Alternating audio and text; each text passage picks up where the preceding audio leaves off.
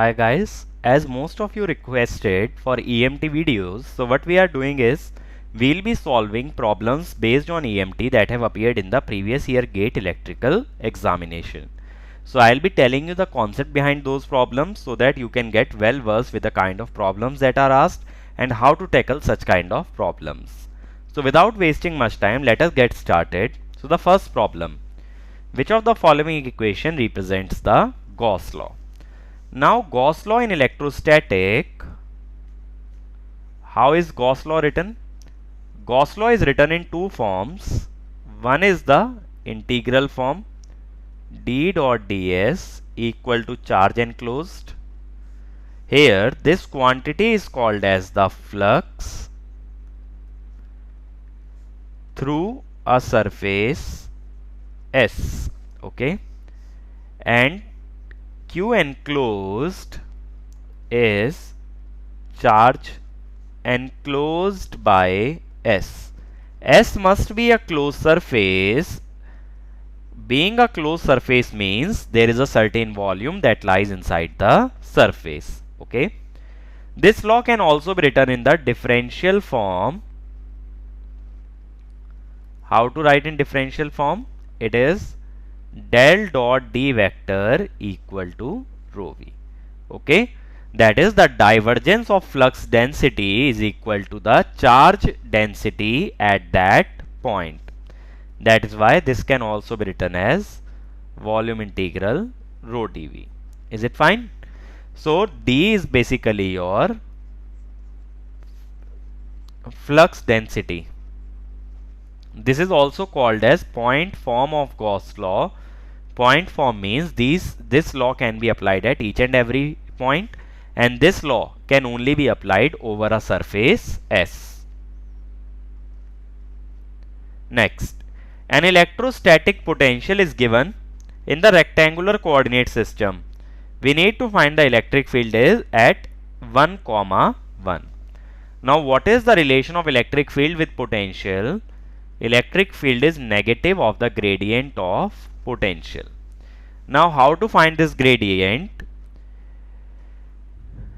In rectangular coordinates, gradient is del phi by del x, ax cap, del phi by del y, ay cap, del phi by del z, az cap. Now del phi by del x, if you take its derivative with respect to x, is 2 root y. What about derivative with respect to y? 2x into 1 by 2 root y.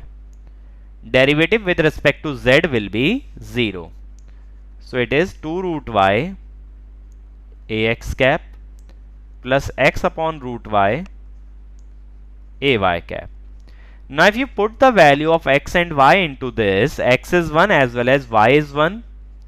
So it will be 2ax plus ay. But we only want the magnitude.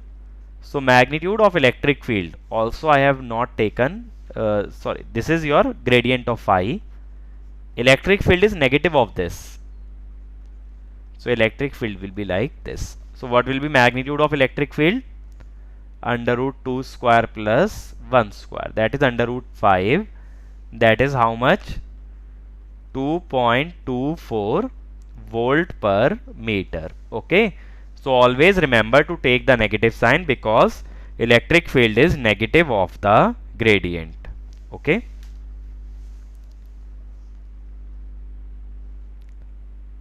in the next one it is saying when a charge is given to a conductor, the first option, it distributes uniformly over the surface, it distributes uniformly over the volume, it distributes on the surface inversely proportional to the radius, it stays where it is placed. So what is a special property of a conductor? In a perfect conductor, no charge resides in the volume. Why is it so? Because if Q exists inside the volume, then it will create some electric field inside. This electric field, it will push charge to the surface.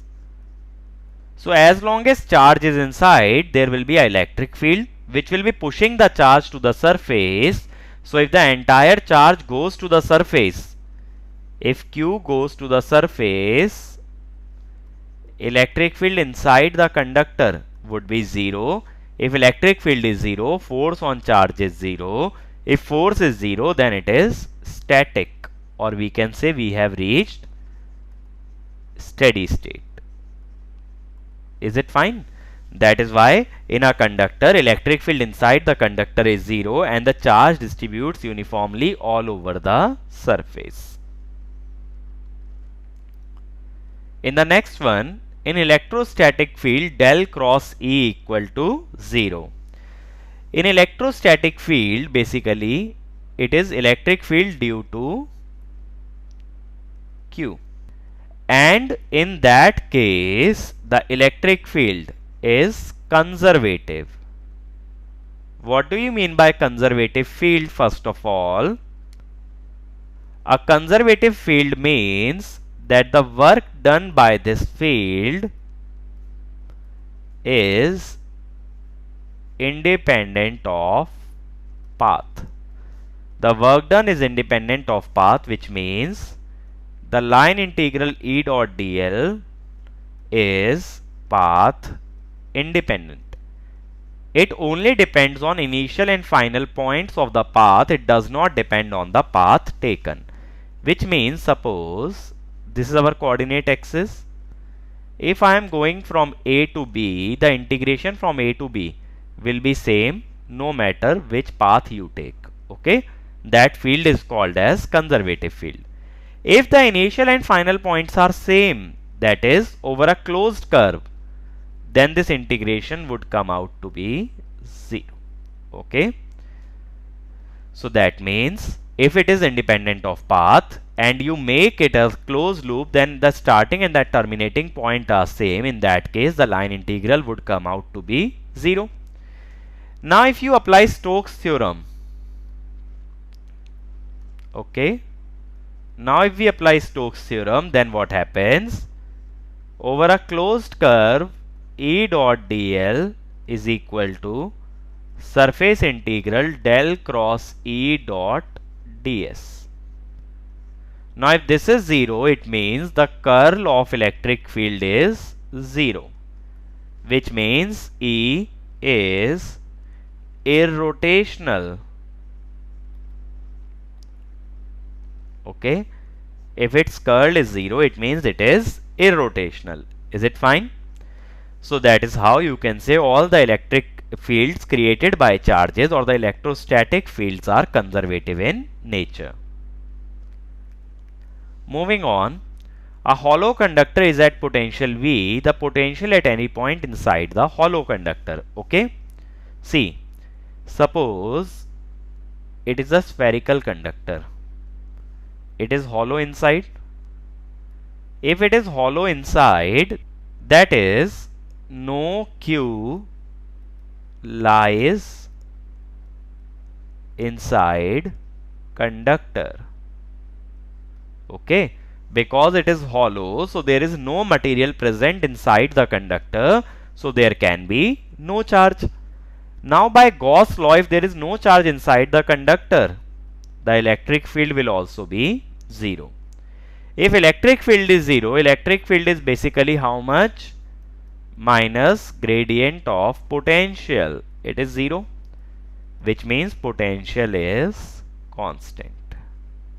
Okay, because gradient is defined as del V by del X, Ax cap, del V by del Y, Ay cap, del V by del Z, Az cap. So if it is coming out to be 0, it means V does not vary with respect to X, Y and Z. So that is why potential at any point inside the hollow is V. Whatever is the potential at the surface will be same as the potential at every point inside, because inside the conductor electric field is 0. Moving on, a spherical conductor of radius A with charge Q is placed concentric inside an uncharged and unearthed outer conducting shell of inner and outer radius R1 and R2. Taking the potential to be 0 at infinity, what is the potential at any point within the shell? Now try and understand this concept, okay? So what happens to the inner conductor? You give charge Q. It will reside on the surface of this conductor. But outside we have a conducting shell like this. Now, as I have told you earlier in one problem, that electric field inside the conductor should be 0. Now, suppose I make a Gaussian surface. I am making the Gaussian surface inside the conductor, if you see, because the radius of Gaussian surface is between R1 and R2. This radius is R1, this one is R2. So I have made a Gaussian surface of radius R such that R lies between R1 and R2. Now what should be electric field at R? It should be 0 because it is a conductor. Now by Gauss law we know surface integral d dot ds equal to charge enclosed, or if you multiply d equal to epsilon e basically. So Q, if this electric field is 0, it means charge enclosed is 0.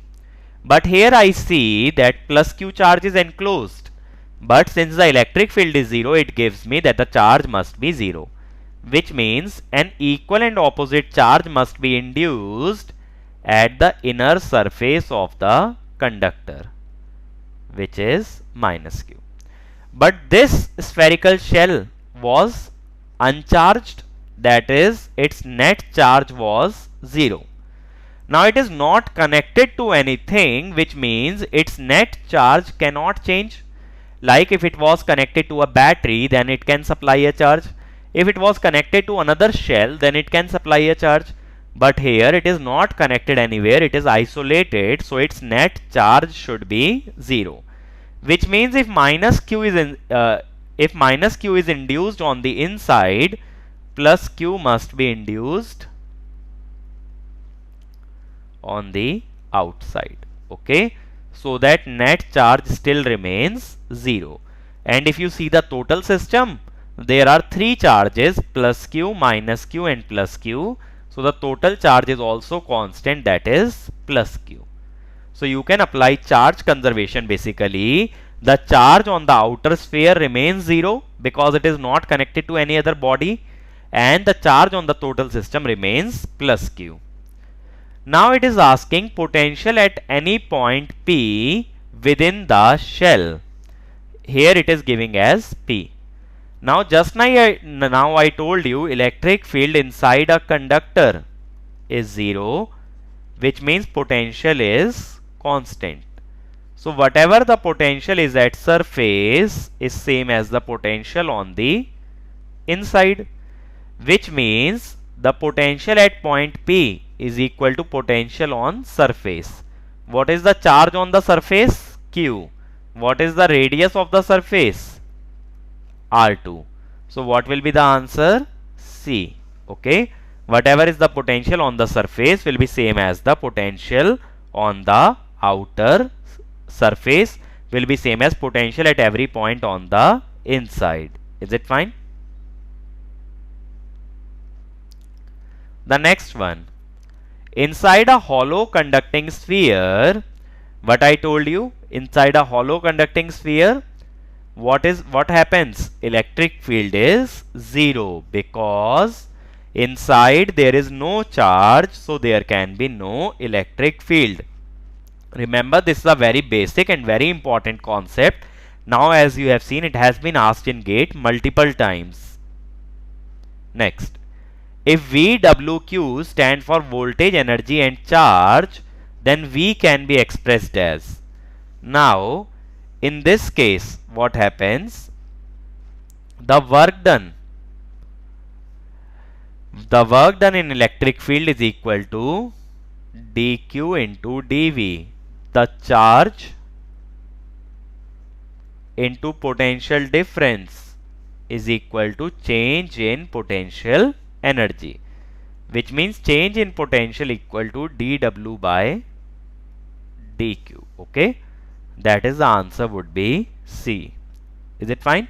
The work done in an electric field is equal to the charge transported multiplied by the change in potential. In the next one, in a uniform electric field, field lines and equipotentials, they are orthogonal. First of all, let us understand the meaning of this term equipotential. It means potential at each point is constant. Any surface in which potential is constant at each and every point is said to be equipotential. Now it says uniform electric field, which means electric field is like this. So the equipotential surface will be perpendicular to this. It will be in the form of a sheet. Why? Because on this surface, if you take dr vector, now we know dv equal to minus E dot dr. Since the surface and electric field are orthogonal to each other, E and dr are perpendicular. So dv is 0, or we can say voltage or potential is constant. Is it fine? So the equipotential surfaces are perpendicular to the electric field, so that there is no change in potential between any two points that lie on the surface. So you need to know what are the types of equipotential surface.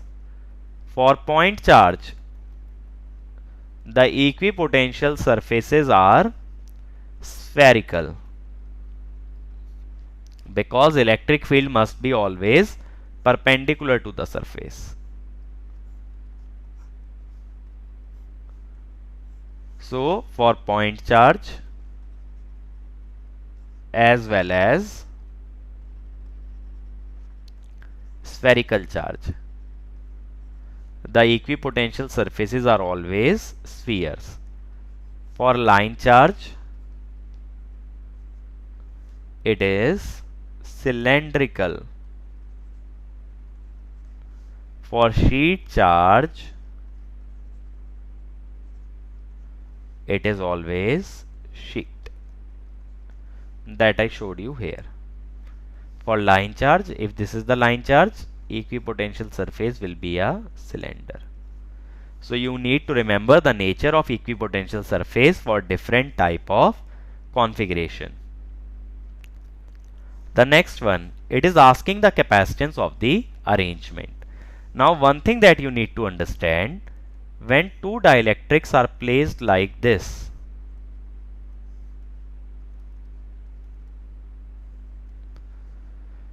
epsilon 1, epsilon 2, its capacitance is C1, this one is C2. So both are considered to be in series. In series, the equivalent capacitance would be C1 C2 by C1 plus C2. If both dielectrics are placed like this, then the capacitance of epsilon 1 region is C1, epsilon 2 is C2. They are considered to be in parallel. So C equivalent is C1 plus C2. Now if you see, based on this logic, this epsilon 1 and epsilon 2 are in series, and then the combination is in parallel with epsilon 3. So first let us find out C1. C1 will be area. Area is how much? 10 centimeter, because this width is 10 centimeter. Okay, and this width or depth will be 20 centimeter, because it is saying 20 centimeter square conducting plate. So 10 into 20 is the area, into 10 to the power minus 4. Why 10 to the power minus 4? Because the area will be in centimeter square. Epsilon 1 is 1 into 8.85 10 to the power minus 12. The distance between the plates 10 centimeter. Okay. So that will be C1. Then C2. 10, the area will remain same, into 20 into 10 to the power minus 4. Its permittivity is how much? 2 into 8.85 into 10 to the power minus 12 by 10 into 10 to the power minus 2. Let me call this as C. So this will be 2C. Now these two are in series. So what is C dash? C into 2C by 3C. That is 2C by 3. What about epsilon 3? The area will be same, 10 into 20 into 10 to the power minus 4 into its permittivity 4, 8.85 10 to the power minus 12 divided by the distance between the plates is now 20 centimeter. Okay. So this will be also equal to 2C. Okay. Now the equivalent capacitance, these two are in parallel, so 2C by 3 plus 2C, that is 8C by 3, where C is this value. So now if you put the value of this C, if you evaluate this and then multiply the value by 8 upon 3, what you will get is 4.72 picofarad. Remember this basic rule, how to identify whether the capacitances are in series or in parallel. The simple phenomena is, if the dielectrics are divided along the length or the distance between the plates, then it is series. If they are divided along the area, then it is parallel. Okay. So this will be all from this video. More questions we will cover in the next one. Thank you.